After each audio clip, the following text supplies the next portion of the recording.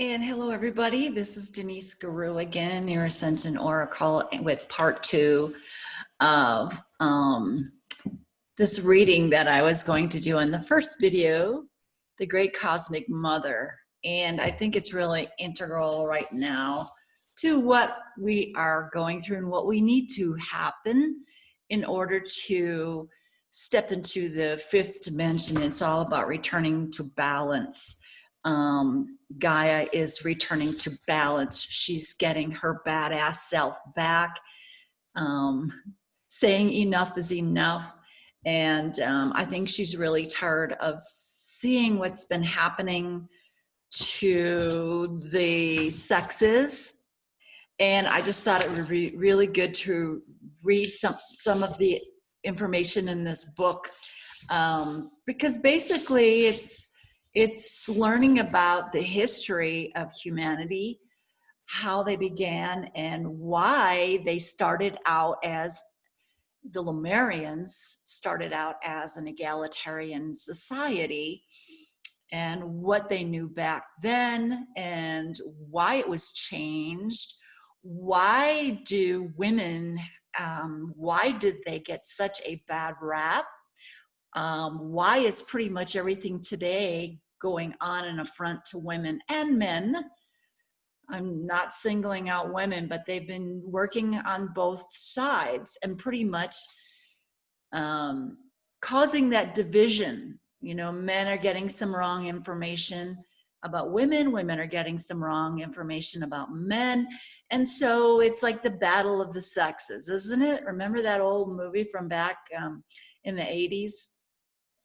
And so I think one of the biggest reasons we had the Inquisition times was because the cabal, the elites, the controllers knew that the women, namely the witches, for lack of a better term, they were all starseeds too, but back then they didn't know that. They had, you know, they used the words that was in the English language at the time. And they were men and women, and they had these special, they had a different frequency. And they came in and they were so connected with this planet. And even Tesla knew that this planet was alive and a huge ball of energy that we could tap into and use. And the women, the ancient women, knew this. They didn't have the scientific version back then of what was actually going on, but they knew this. They were connected to her in the natural realms and the fae, if you want to call it, the different dimension beings. They could tap into this and they could use this for their own power, for healing, changing the weather for good reasons, not what they're doing today. And so the cabal, the elites, I call them the deletes because we're done with them. They knew this, they saw this, and they were scared as hell of these women, these very strong women. And even the people, even the men, the druids, look what they did to the druids. I mean, St. Patrick's Day, St. Patrick did not chase the snakes out of Ireland. That's when they pretty much had the Druid genocide. And so yeah, these people were so connected. They could patch into this planet and you know, help them with their daily living and keep them. The planet helped keep them connected to Source because she was another aspect of Source. Okay, so let's get into the first chapter. I'm going to skip the introduction. So the first chapter is Women's Early Culture Beginnings. And the artwork here, all the artwork in this book was done by one of the authors. Yeah, it was done by Monica. because there's two, Barbara and Monica were the two authors. And remember, I said one of them, I think it was Barbara, one of them was actually homeless when she was writing this book. And this tells you how much they did not want this information to get out. So they really made her life very, very, very hard. And so the first chapter is the first sex. In the beginning, we were all created female. And I find this very interesting. So let's delve into this. In the beginning was a very female sea. For 2.5 billion years on Earth, all life forms floated in the womb-like environment of the planetary ocean, nourished and protected by its fluid chemicals, rocked by the lunar tidal rhythms. Charles Darwin believed the menstrual cycle originated here, organically echoing the moon pulse of the sea. And because this longest period of life's time on Earth was dominated by marine forms, reproducing parthenogenically, he concluded that the female principle was primordial. In the beginning, life did not generate within the body of any creature, but within the ocean womb containing all organic life. There was no specialized sex organs. Rather, a generalized female existence reproduced itself within the female body of the sea. Before more complex life forms could develop and move onto land, it was necessary to miniaturize the oceanic environment to reproduce it on a small and mobile scale. Soft, moist eggs deposited on dry ground and exposed to air would die. Life could not move beyond the water-hugging amphibian stage. You guys get used to me. In the course, that's my glasses. I need new glasses, I tell you. In the course of evolution, the ocean, the protective and nourishing space, the amniotic fluids, even the lunar tidal rhythm was transferred into the individual female body. And the penis, a mechanical device for land reproduction, evolved. The penis first appeared in the age of reptiles about 200 million years ago. Our archetypal association of the snake with the phallus contains, no doubt, this genetic memory. This is a fundamental and recurring pattern in nature. Life is a female environment in which the male appears, often periodically, and created by the female, to perform highly specialized tasks related to species reproduction and a more complex evolution. Now, we're talking about before what, the intervention with humanity. We talk about, well, this is before, the ETs coming down and doing what they did to humanity to help further evolve. We're just talking about the initial creation process, not in 7 days God created the earth and there was Adam and Eve. This is a fundamental and recurring pattern in nature. Life, okay. All right, let's see. I lost my space. Sorry, guys. Okay. Daphna, a freshwater crustacean, reproduces several generations of females by parthenogenesis. That's creating within herself. She's got male and female parts, and she can do that herself. The egg and its own polar body mate to form a complete set of genes for a female offspring. Once annually, at the end of the year's cycle, a short-lived male group is produced. Kind of sounds like the mantis, the praying mantis. They live real short lives, and the grumpy female, what does she do to him when they're done mating? All right. Short-lived group is produced. The males specialize in manufacturing leathery egg cases able to survive the winter.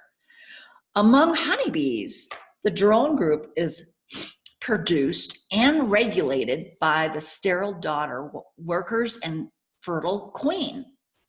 Drones exit to mate with the queen. So see, we have regulated by the sterile daughter workers and the fertile queen. So the poor drones, huh? Drones exit to mate with the queen. An average of 7 drones per hive accomplish this act each season, and then the entire male group is destroyed by the workers. Among whiptail lizards in the American Southwest, 4 species are parthenogenetic. Males are unknown among the desert, grassland, plateau, and Chihuahua whiptails, and have been found only rarely among the checkered whiptails. Wow, that's pretty interesting. Among mammals, even among humans, parthenogenesis is not technically impossible. Every female egg contains a polar body with a complete set of chromosomes. The polar body and the egg, if united, could form a daughter embryo. In fact, ovarian cysts are unfertilized eggs that have joined with their polar bodies, then implanted in the ovarian wall and started to develop there. Women, how many of you have been diagnosed with ovarian cysts? Matter of fact, I had one, he said, was the size of a grapefruit. So it was, I mean, it was working really hard to develop, but it was very, it caused some issues. So that is quite interesting. And wow, that is really interesting. This is not to say that the males are an unnecessary sex. No, men, we're not saying that. We love you guys, we love you. Parthenogenesis is a cloning process. Sexual reproduction, which enhances the variety and health of the gene pool, is necessary for the kind of complex evolution that has produced the human species. Okay, there you go. The point being made here is simply that when it comes to the two sexes, one of us has been around a lot longer than the other. So here we go. When God was a woman or goddess. In the nature and evolution of female sexuality, Mary Jane Sherfay, MD, described her discovery in 1961 of something called the inductor theory. The inductor theory stated that all mammalian embryos, male and female, are anatomically female during the early stages of fetal life. Female during, see, okay, if every embryo starts out as female, what does that have, what could that be doing as far as the men that have a lot of feminine tendencies and want to totally convert to a female body? Are they wanting to convert to their original, their very first original form? Okay. The men who made this herstory making discovery simply didn't want it to be true. So her work was pretty much completely ignored. And just like what happened way back when the women were the healers and the women used herbs and potions, and you know, they communicated with the earth. I mean, the indigenous tribes knew that if somebody was sick, what did you do? You buried them in the earth. You dug a hole and you laid them in the earth until they healed. They knew the healing power of this earth. Of course, the men, these men that were part of the Cabal process, wanted to keep all of this under wraps. Scherfy pioneered the discussion of the inductor theory, and now with modifications based on further data, its findings are accepted as facts of mammalian, including human development. As Stephen Jay Gould describes it, the embryo in its first 8 weeks is an indifferent creature with bisexual potential. In the 8th week, if a Y chromosome bearing sperm fuses with the egg, the gonads will develop into testes, which secrete androgen, which in turn induces male genitalia to develop. In the absence of androgen, the embryo develops into a female. There is a difference in the development of the internal and external genitalia, however. For the internal genitalia, the fallopian tubes and ovaries, or the sperm-carrying ducts, the early embryo contains precursors of both sexes. In the presence of absence of androgen, as one set develops, the other degenerates. So one grows, the other one shrinks back. With the external genitalia, the different organs of male and female develop along diverging lines from the same precursor. This means, in effect, that the clitoris and the penis are the same organ, formed from the same tissue. And you poor guys, when you have to have your circumcision when you're a child, that is just, I can't even think of it, because the women, the clitoris has so many nerve endings there. I mean, that is the organ that produces the flashes of light and that energy. And for you men to have that taken away, it just saddens me. The labia majora and the scrotum are one. Indistinguishable in the early embryonic stages, in the presence of androgen, the two lips simply grow longer, fold over and fuse along the midline, forming the scrotal sac. Gould concludes, the female course of development is, in a sense, biologically intrinsic to all mammals. It is the pattern that unfolds in the absence of any hormonal influence. The male root is a modification induced by secretion of androgens from the developing testes. The vulnerability of the male newcomer within the female environment is well known. And isn't it even well known after the male is born and they're married to us women? I mean, I married a big, tough Italian, and the dog knows who the alpha is in the family.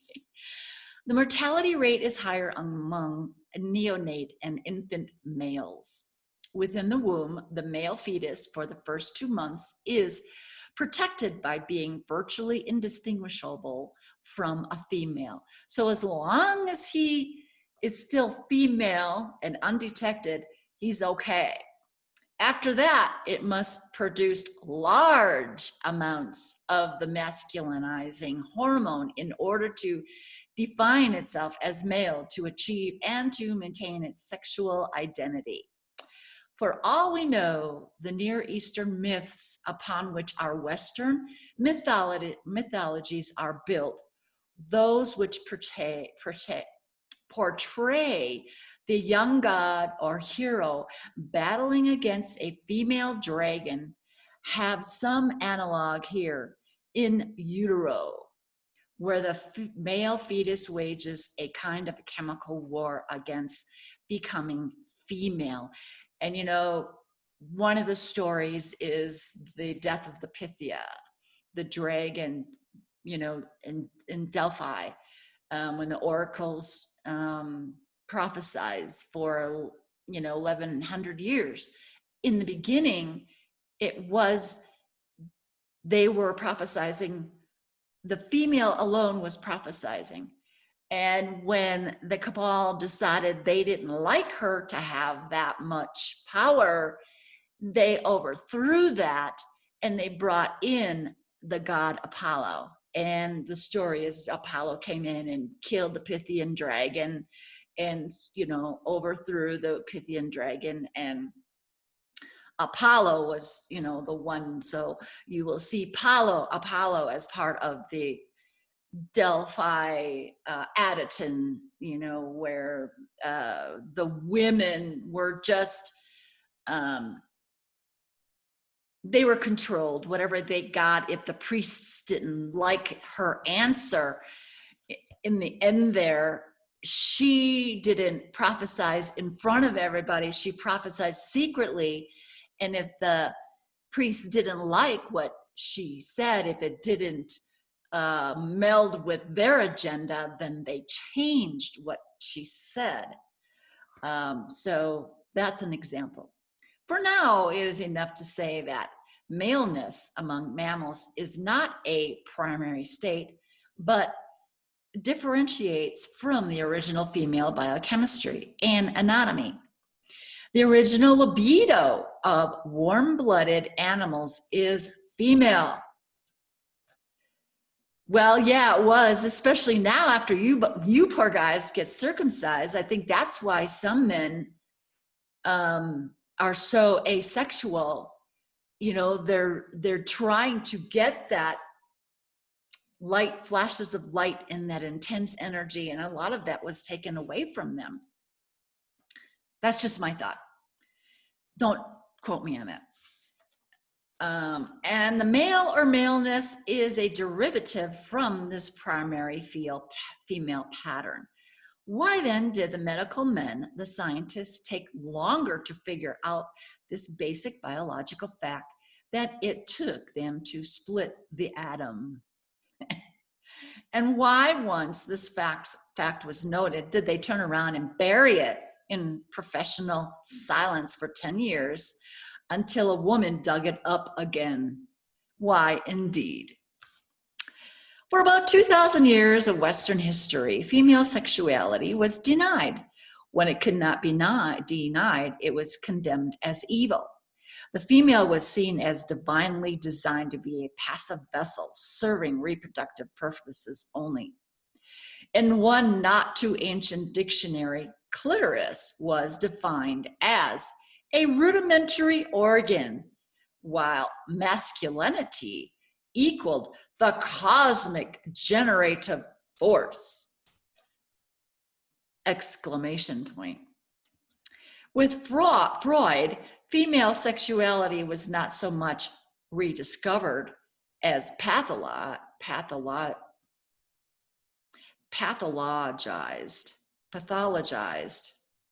Okay, pathologized. What the hell kind of a word is that? Freud dismissed the clitoris as an undeveloped masculine organ and defined original libido as male.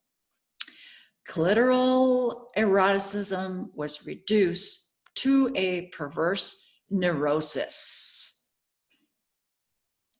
Even after Masters and Johnson's laboratory studies were published in Human Sexual Response in 1966, their findings were not integrated into psychoanalytical theory.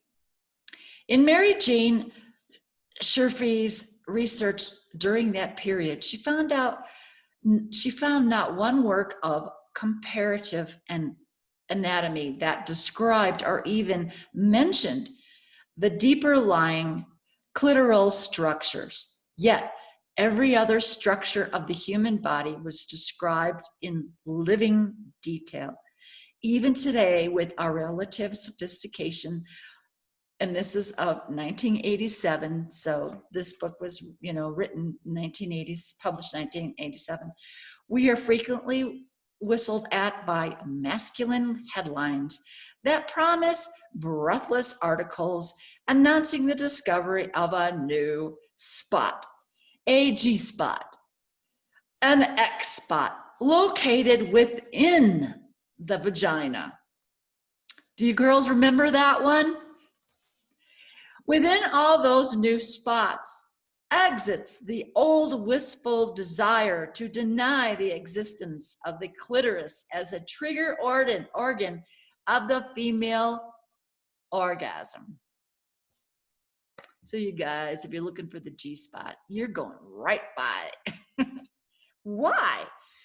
There is the generalized traditional fear of female sexuality. Didn't I just say about the lights and the energy and our connection, our creative, explosive, creative connection to the earth, to the goddess? Further, there's discomfort with the similarity with the common origin of the female clitoris and the male penis. Women are used to hearing the clitoris described as an undeveloped penis. It's the other way around, isn't it, guys? Men are not used to thinking of the penis as an underdeveloped clitoris. Oh. Finally, and most seriously, there is a profound physiological and institutional reluctance to face the repercussions of the fact that the female clitoris is the only organ in the human body whose purpose is exclusively that of erotic stimulation and release. What does this mean? It means that for the human female alone among all Earth's life forms, sexuality and reproduction are not inseparable. It is the male penis, carrier of both semen and sexual response, that is simultaneously procreative and erotic. If we wanted to reduce one of the sexes to a purely reproductive function on the basis of its anatomy, and we don't, it would be the male sex that qualified for such a reduction. Not the female, not the human female. But these are only biological facts. These are only biological realities. As we know, facts and realities can be and are systematically ignored in the service of established ideologies. Established ideologies. Throughout the world today, virtually all religious, cultural, economic, and political institutions stand where they were built centuries ago on the solid foundation of erroneous concept. A concept that assumes the psychic passivity, the creative inferiority, and the sexual secondariness of women. This enshrined concept states that men exist to create the human world, while women exist to reproduce humans. Period. If we argue that data exists not solely biologically, but archaeological, mythological, anthropological, and historical data, which refutes the universality, why do they use all these hard words, of this erroneous concept, we are told to shut up because something called God supports the erroneous concept, and that's all that matters. That's the final word. Hell, fire, and damnation, women. Throughout the world, throughout what we know of history, something called God has been used to support the denial, the condemnation, and the mutilation of female sexuality, of the female sex ourselves. Today, in parts of Africa, predominantly among African Muslims, but also among African Christians and Jews, and some tribal beliefs, young girls are still subjected to, oh, it's like what you guys go through with your, and I knew this, with your circumcision while you're babies. Clitoridectomy. This surgery, often performed by older women with broken glass or knives, excises the clitoris, severing the nerves of orgasm. The operation is intended to force a girl to concentrate on her vagina as a reproductive vessel. Infibulation. A mere thorough operation removes the labia minora and much of the labia majora. The girl is then closed up with thorns or required to lie with her legs tied together until her entire vaginal orifice is fused shut with a straw inserted to allow passage of urine and menstrual blood. Menstrual blood, that cursed menstrual blood. How dare those women produce the elixir of life? It's only for the priests, the high priests of God. On the wedding night, the young woman is slit open by a midwife or her husband. Further, cutting and reclosing is performed before and after childbirth.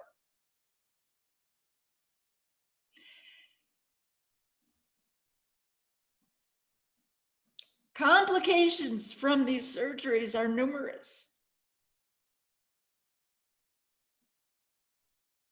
I'm sorry, guys.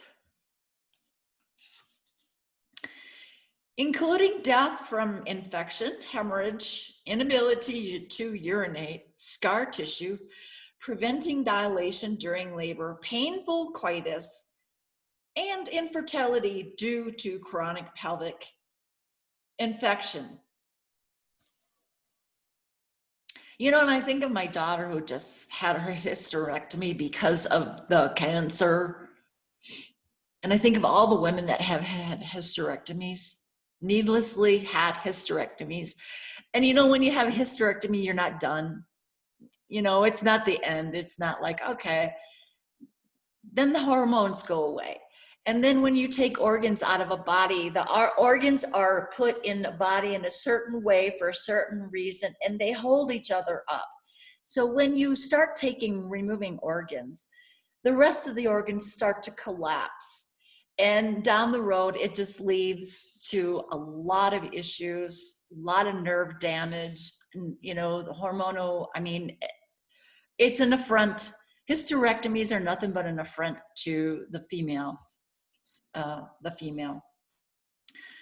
So, you know, it's going on in the third world and it's going on in our world. In 1976, an estimated 10 million women were involved with this operation. And something called God justified it. A God who supposedly created young girls as filthy sex maniacs who must then be mutilated to turn them into docile breeders because these men cannot control, they're so visual, they cannot control themselves. So what do? They make the women sacrifice, they sacrifice the women, make them suffer. And I'm not saying all men, but look what they did to you guys, right? The word infibulation comes from the Latin fibula, meaning a clasp. Those civilized Romans, great highway builders, also invented the technology of fastening metal clasps through the prepuces of young girls to enforce chastity. The practice was copied by Christian crusaders during the early Middle Ages in Europe. They locked up their wives and daughters in mental chastity belts and then took the keys with them while they were gone, often for many years, fighting for God in the Near East and raping other women in those countries. Right. Sorry, men, but that happened.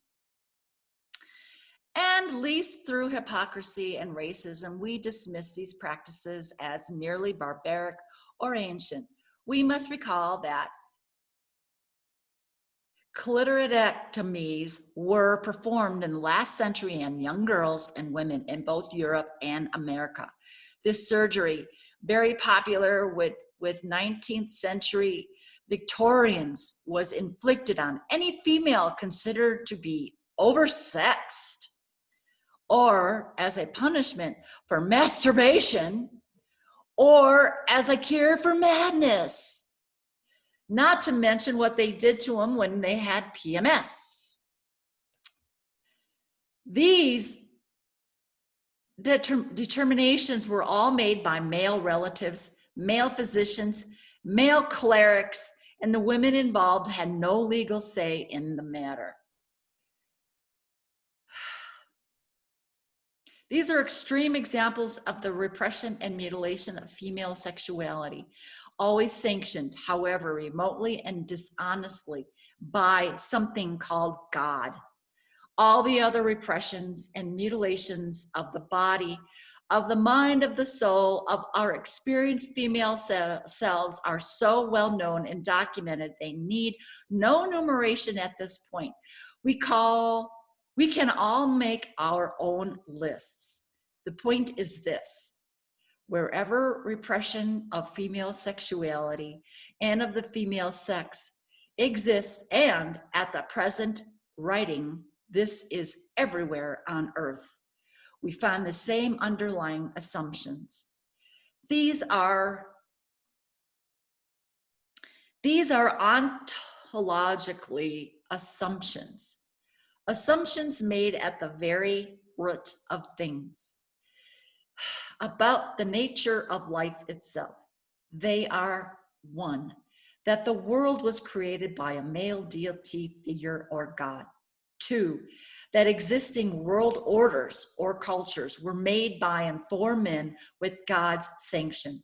Three, that females are an auxiliary sex who exists to serve and populate these male world orders. Four, that autonomous female sexuality poses a wild and lethal threat to those world orders and therefore must be controlled and repressed. And finally, five, that God's existence as a male sanctions this repression. The perfect circularity or tautology of these assumptions only helps to bind them more securely around the human psyche. That they are erroneous as they are universal seems to pose no problem to their upholders. After all, wherever we go on earth, every intact institution, religion, legal, governmental, economic, military, communications, and customs is built on the solid slab of these assumptions. And that's a pretty entrenched error, not to mention diabolical.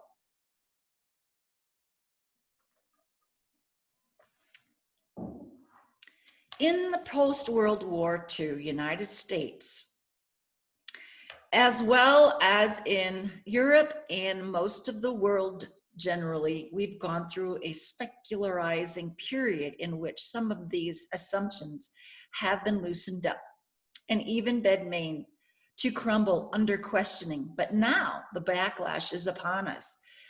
Today, spokespeople for various fundamentalist religious beliefs use modern media to broadcast a very old idea. Modern media.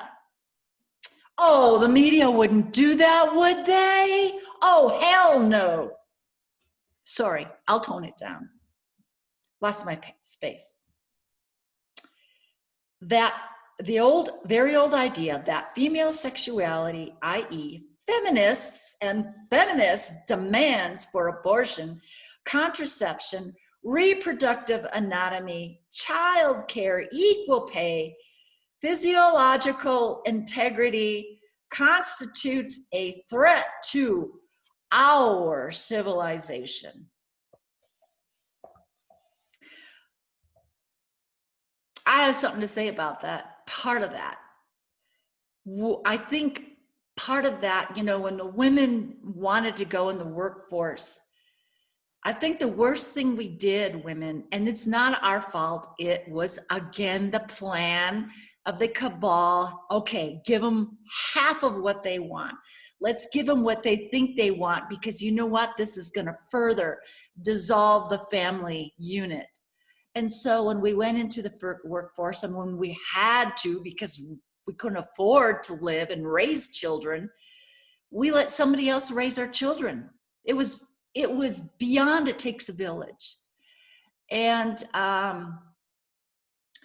today we are finding that the women need to go back home and raise the children. Somebody in the family unit needs to raise the children and not have somebody else raise their children. Some of you women might not agree with me, but a lot of women are finding that out and realizing that once again. Okay, and this amounts to a blasphemy against God, horrors of Babylon, Darwin's theory of evolution, and the menace of world communism all somehow get subliminally mixed up in these feminist threat for some very good historic and physiological reasons, which we will explore later. For now, it is enough to say that God and the civilization are loaded concepts, loaded with dynamite that can always be brought into and argument that cannot otherwise be refuted, or for those who don't learn to, or for those who don't lean too heavily on God, or who major in civilization, you can always quote an anthropologist. Okay, so, you know, this was written, they're onto something here, aren't they? They haven't gotten the rest of the information about the cabal, the elites, you know, the royal family and all that, the controllers, and how smart they were and how they were always one step ahead of this. And, you know, if they would have had all the rest of the information, this book really, really would have been interesting. But they really are onto it. It's like we have all had the information, we just didn't get the confirmation of really what was going on. For just, what time is it? Okay. For just as established religions assume the male of God, just as Freud and psychoanalysis assume the maleness of the libido, so have the social sciences, and in particular anthropology, assume the generic maleness of human evolution.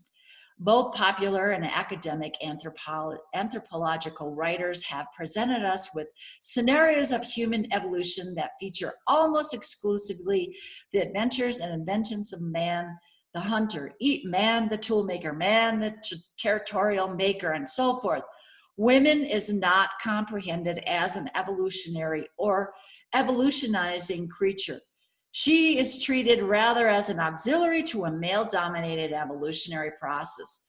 She mothers him, she mates him, she cooks his dinner, she follows around after him, picking up his loose rocks. He evolves, she follows. He evolutionizes, she adjusts.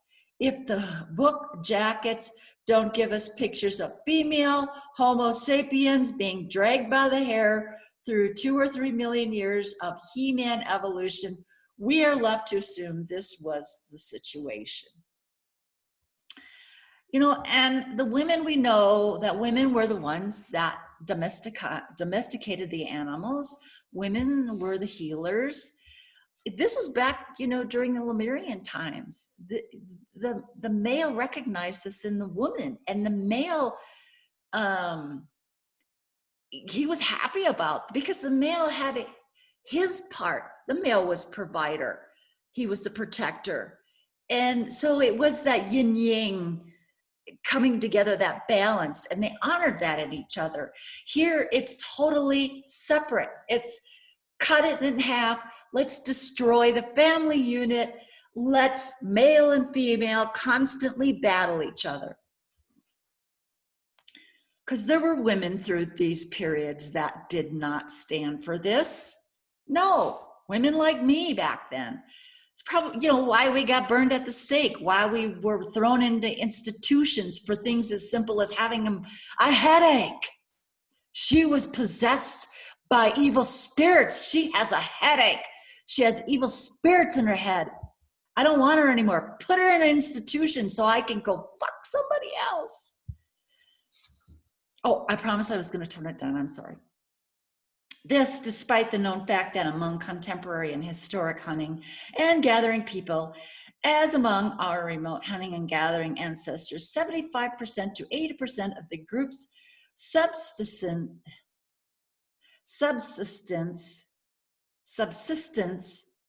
comes from the, I gotta move this book a different way, comes from the women's food gathering activities. This, despite the known fact that the oldest tools used by contemporary hunters and gatherers, and the oldest, most primal tools ever found in ancient sites, are women's digging sticks. This, despite worldwide legend that cite women as the first users and domesticators of fire. This, despite the known fact that women were the first potterers, the first weavers, the first textile dyers, the hide tanners, the first to gather and study medicinal plants, i.e. the first doctors, and on and on. Observing the linguistic interplay between mothers and infants, mothers and children, and among work groups of women, it is easy to speculate on the female contribution to the origin and elaboration of language. That the first time measurements ever made, the first formal calendars were women's lunar markings on painted pebbles and carved sticks is also known. Can you imagine back then being the first female mammal or first female to menstruate and wonder what the heck's going on, and then give birth and wonder what the heck's going on? And it is thoroughly known that the only God image ever painted on rock, carved in stone, or sculpted in clay from the upper Paleolithic to the middle Neolithic, and that's roughly 30,000 years, was the image of a human female. In 1948, The Gate of Horn was published in Britain. In 1963, it was published in America, retitled Religious Conceptions of the Stone Age. In this pioneering work, archaeologist and scholar G. Rachel Levy showed the unbroken continuity of religious images and ideas descending from the Cro-Magnon peoples of the Upper Paleolithic period in Ice Age Europe through the Mesolithic and Neolithic developments in the Near East and down to our own historical time. As Levy noted, these early people are lost to us in the mists of time, but their primal visions, images, and gestalts of human experience on this planet still resonate in our psyches, as well as in our historic religious ontological symbols. These early Stone Age people bequeathed to all humanity a foundation of ideas upon which a mind could rise its structures. And what were these primal human images and ideas? The caves is a female womb. the mother as a pregnant earth, the magical fertile female as the mother of all animals, the Venus of Lassell,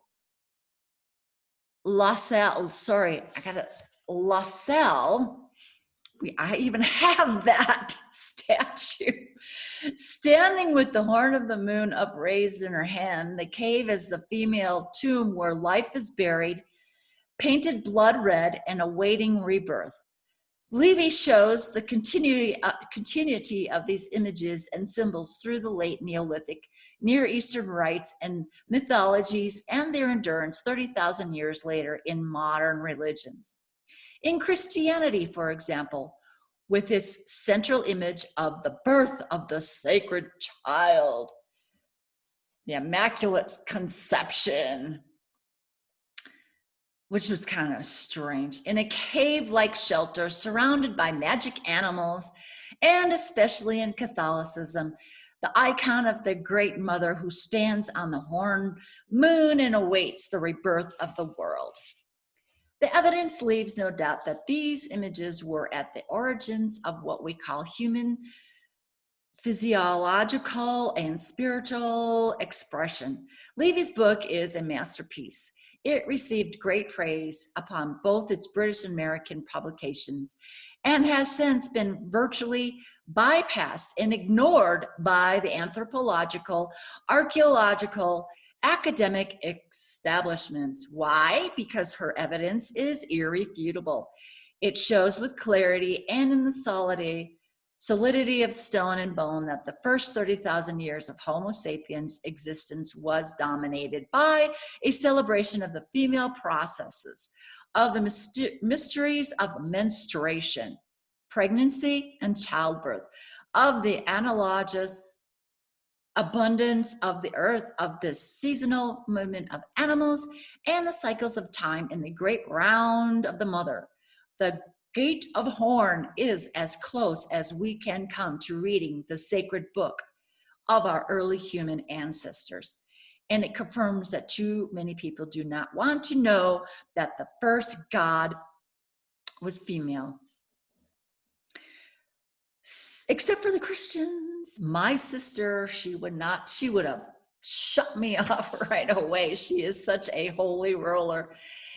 And yeah, she is, okay, she's the opposite of me. Since Levy wrote, the tendency has been to replace those old Stone Age and Neolithic images to the physiological realm. They've become archetypes of the unconscious and so forth. While anthropological writers proper, both academic and popular, continue to explain physical, real human development solely in terms of the experience of the male body in hunting, aggression, and tool making. Thus, the female images, which are there and cannot be denied, are sideswiped, reduced to the subjective, the mythic realms, and thus the first 30,000 years of our human history is denied to us, relegated to a mind trip or physiological software. Even among feminists in recent years, there has arisen doubt that these images and symbols might be anything but mythological, i.e. unrealities. Okay, so I think I'm going to leave it here today. To approach our human past and the female God, we need a wagon with at least two wheels. One is the mythological, historical, archaeological. The other is the biological, anthropological. A strong track has already been laid down for the mythical, historical, archaeological wheel. Milestones along this track, along with G. Rachel Levy's work, are J.J. Bacofen's Myth, Religion, and Mother Right. Okay, they're citing a whole bunch of authors that written so many books on the subject. The Realm of the Great Goddess, the White Goddess, the Eye Goddess, the Amazons, Ritual to Romance, the goddesses and gods of old Europe, the first sex, Merlin's stone when God was a woman, and ancient mirrors of womanhood, on and on and on and on and on. Okay, so I'll pick up again from there, and we'll finish this chapter up, and then the next chapter will be Marx and the matriarchy. Ancient women-oriented groupings were the original communism, which means communal. Okay, all right, so there you have it. It's good to know, because this, you can start looking at what's been going on and what's still going on today, and how that correlates with the control of the cabal. Back then, they didn't have the information that we have today. So, but they're still giving you the history of this, and how diabolical this has been, both to the men and the women, and how we need to learn about this and how we can turn this around. And men and women can have a more of an understanding of what we've been going through, what we've been fed, what we've been desensitized to, through religion, and how now we can kind of have a little bit more empathy towards each other. The men can look at us and go, wow, because this is passed on down, the sins of the father, the sins of the male god. This is ingrained in our cell memory. We bring this back with us, and we spend, so much time trying to heal from other things, and this is one of the things that we totally need to be healed from. I think one of the missing links as far as going into the fifth dimension. Men and women both need to come together and heal this diabolical evil doings that's been going on. It's just so horrific. And so if we can learn more about this and start to connect the dots, it will bring balance back. It will bring balance again in the family unit. And the family unit, is all, isn't it, guys? Okay, so we'll see you next time, and I'm reading this some more.